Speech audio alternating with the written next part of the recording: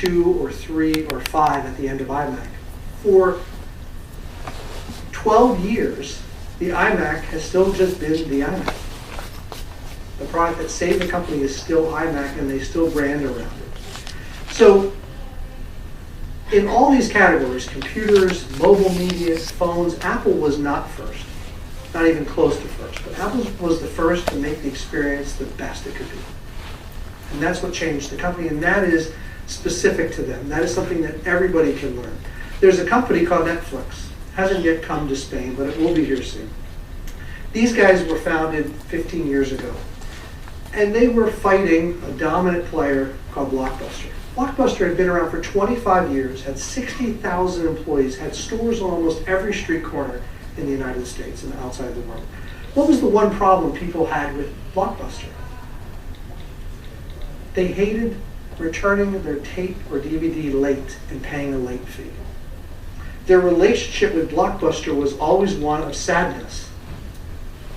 So Netflix changed all that. They said there will never be a late fee. We will ship you the product. You keep it as long as you want. It'll show up the next day in the mail. And on the strength of solving that one problem, just like Apple's FireWire cable to get the music in your pocket, they completely steamrolled this company. Blockbuster went out of business. They've been renewed by a holding company. Gone. 25 years entity taken over by a company that just solved one problem. Get rid of the late fee. And now that they've terminated Blockbuster, they've evolved into streaming. And now they have a whole different relationship with customers, where you can watch what you want wherever you are, as long as they're in the country that you're in. I tried watching Netflix yesterday and they blocked me. But what's amazing about this, now they have a different experience with customers. This is a letter I got, an email I got from Netflix when I was watching a movie at home. I went to a hotel 3 time zones away. I opened up Netflix again, but I had not yet paid for Wi-Fi on the network. So Netflix noticed I couldn't stream my my movie.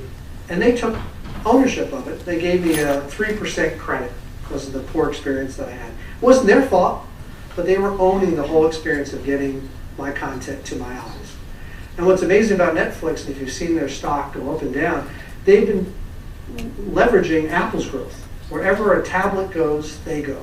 And they've transformed the way people consume media. I used to hate doing laundry or washing dishes. Now it's the first thing I ask my wife to do because I prop up my iPad and I watch a movie. I can take my television where I am. So secret number 1, never be the first to market. What you need to do is you need to make something that's already good much better. Seems almost oxymoronic, but most companies don't get this. Secret 1. Secret 2, related to number 1, do not sell products. People don't care about your stuff. They don't. We as marketers, product developers, and companies, we care, but the end user doesn't really care about a product. When Apple started selling the iPod, they had a hard time describing beyond 1,000 songs in your pocket what it was good for. So they didn't even try. They started showing what people did with it and showed these iconic people. These are excited, energetic individuals of all ages enjoying music. They're not selling you an MP3 player. They're selling membership. By a single purchase, you can become a member of the iPod community and you can fit in. The implicit message is you can use any MP3 player to hear good music, but if you use an iPod, you'll feel good. You'll be one of those people. And the commercials we ran at the time were all about showing that.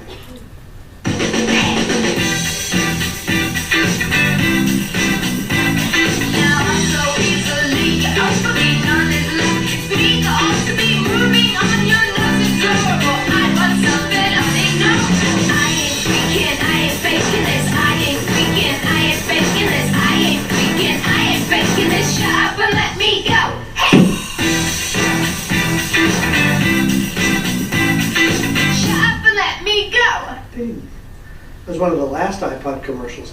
And we ran the campaign everywhere in the world. This outdoor advertising campaign became world famous. People saw these iconic characters in the bright colors on everything, everywhere. It was San Francisco, Same idea in Spain, France, Toronto, Atlanta, Hollywood. This one was taken down in Los Angeles because it caused a car crash. Someone was staring at the girl, I guess. Amsterdam, Munich, England, Germany, Shanghai, Bangkok. This one's kind of fun. Another company tried to piggyback on Apple's marketing. And I tried really hard to find one online for Spain. You guys have seen it in Spain, yes? Yep. By the way, every single image in my presentation I've gotten through social media. I've gotten by just Googling it, or people have sent it to me. But one thing you got to realize about these ads, by the way, there's even a website you can go to create your own billboard if you want. This was a trick stolen from the real estate industry. Anyone buy or sell a home? One of the things they tell you to do is get rid of all your personal objects. Make it so that the person you're selling to can imagine their own stuff in your space. Imagine them in your home. These ads were all about that. Imagine you being one of these silhouettes. And one of the best ads we ran was about trying to show people what it meant to be part of the iPod community. What you're going to see in this commercial is a couple of people where the ad comes alive for the guy who's wearing the iPod white headphones. Watch.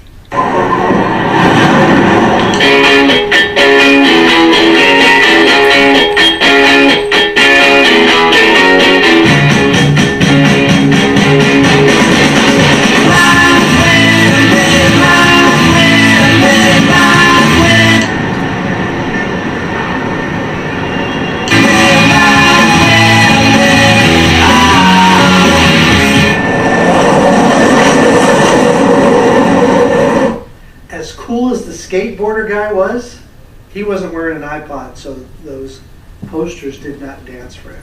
He wasn't a member of the iPod community. And you see ads of people actually putting themselves in that space. So this is really about being part of something special, something bigger than you. And it's psychology as much as it is marketing. Okay? So I wanted to take us through an experience today, if you'll bear with me, and all go through something together so you're part of something special. Okay? You have to do some math for this. I call this the mind reader. I'm going to read your mind. Okay? So, you have to think of, do this all in your head, any number. Think of any number. Pick a small number if you don't want to do a lot of math. Okay? So take that number that's in your head, remember it, add 3 to it. Okay, you got it? Multiply it by 2. Got the answer in your head? Subtract 4. Divide it by 2. Now subtract your original number that you started with. Okay, keep the result in your head. Let me try to read your mind. The number you are thinking of is 1. Did I get it right? All right. So you've been through something together. I read all your minds, right? Now, this idea about being a member of something is powerful. There's another game that Apple plays. It's called the exclusivity play. It is creating something that's so rare, there's not enough for everybody. Now, when the iPhone originally launched, there was not enough iPhones. People were camped out in front of stores in 2007 like this. Everywhere you looked, there were lines. These are historical images. This is in New York. But these images are 6 years old. This is in Tokyo, Atlanta, another shot in New York. These pictures are of last month, when the iPhone 5S and 5C came out. People waiting in line, in some cases for days, trying to get up there. They recognize some people. And cameras in front of people who are lucky enough to get one. Now the gold iPhone, the gold version of the iPhone 5S is even rarer than the regular phones. The people who get these are really exclusive, and some of them sell them on eBay. Ridiculous. $10,000. Because somebody wanted that. It's happened with Xboxes and PlayStations. There's not enough. People want to feel like this guy. Will pay anything for it. When the iPad came out, it was a big deal. People who were celebrities were excited to be seen with one. There was a picture, a famous picture taken in the White House of our commander-in-chief, and if you zoom in and we clean it up, nothing else on his desk, technology, but his iPad. This went around and circled the globe. Wow. President of the United States uses an iPad. Wonderful. So let's do the other half of the experience. And the room's not evenly divided, so I'm going to have to make this side with more people be part of it. So what I'm going to ask this crowd to do is I'm going to ask you to close your eyes for a second, not yet, and this half of the room is going to see my next slide. None of you are going to see it, but they're going to see it. Okay? Close your eyes now. Close them. Close them. Okay, open your eyes. You cheated. All right. Now, they know something you don't know. It feels weird. Yes, I can see it. Someone's texting someone over there. It's odd to be left out. There's this visceral human need to be part of the center. And the longer I wait, the angrier you get. They know something you don't know. They're in an inner circle, you're not. It's the complete opposite of membership. It's being left out. And it's just as powerful. By the way, what I showed them was this slide, that I'm a rocket scientist. I didn't know I was a rocket scientist until I joined Apple, and these were the business cards waiting for me on my desk. It's funny, leave it to Apple to rebrand me. It turned out when my real cards came in, they looked like this. And I actually ran a strategic partnership with the Harvard Business School. We built some pretty amazing software in those days and transformed the way education was taking place. Now, if you think about Facebook, Facebook has grown ridiculously. Not always because there's something there for everyone, but in many reasons and for many cases, for many parents, it's because that's where their children are. They don't want to be left out of something. And when someone says, do you have a Facebook? After a while saying no, you're just like, darn it, I'm just going to join. It's the idea of being part of something. So what's great about Apple is there's this membership thing. You can be part of something special. And unlike most other companies, they also make it possible for you to be unique, to be special, to be different, think different. And it's a powerful motivator for marketers the world over, and people have to learn to leverage that. So this is not about selling products. If you were selling a product, you'd never talk about membership. You need to make membership matter. So my third secret, one that we all forget, empower the early adopters. Give them some way to help you help yourself. Since the early days of Apple, they paid the extra 25 cents to put stickers in the packages. They still do. Every product you buy will have a white sticker in it. Here's some setup. What do people do with them? They slap them on their cars. All over the world, you will see Apple stickers on cars. Doesn't matter. I've seen them on powered by vegetable oil cars. I've seen them. I've actually even seen the Honda designer say he designed this for the iPod generation. Citroen, sports cars, motorcycles, and then sometimes they're ridiculous. This guy actually wrote to Apple and said, please send me more stickers. You can do that, by the way. They'll send you as many stickers as you want. My other favorite example of what people do with the stickers is they slap them on other devices. This is a Dell. Dell must be so tired of seeing that.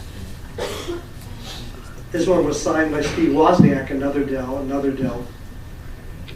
This one's just too clever. And you can't afford a sticker. And it's funny, when Steve came back to Apple, the PowerBooks used to have the logo right side up for the owner and upside down when they opened it for the other person. That was one of the very first things Steve changed. You can see it's right side up for you, upside down for me. And people have fun with this. You can buy these tattoos. There's a website that sells a bunch of these. These are some of my new favorites. And when Obama was first running for his first term of office, he had a MacBook, and he had a little Pac-Man sticker. And you can still go to obamapacman.com and buy these stickers. So stickers are one thing. There's another thing entirely when people actually etch this in their hair. Can't think of another company that does this. This is someone's parent that had to do it to their child. And when Steve died, this was amazing. Somebody did this three-dimensional thing where, look at that. Both sides. And you can see he figured out that think different meant be different. So hair grows back. But what about the people who brand themselves? Now, in marketing, we use the term branding all the time, but we all forget where it came from. We used to brand our cattle to prove that they came from a certain farm. And now people are willingly doing this to themselves. In many places, and in many ways. This is the bloody version, that's a week later. This poor guy got his Apple tattoo about a week before Apple changed the corporate logo. And this one's kind of clever. This one's an ultraviolet ink. Doesn't show up unless you're in a dance club. So if I ever had a tattoo, that would be the kind I'd get. And people have fun with Photoshop. Now, Apple did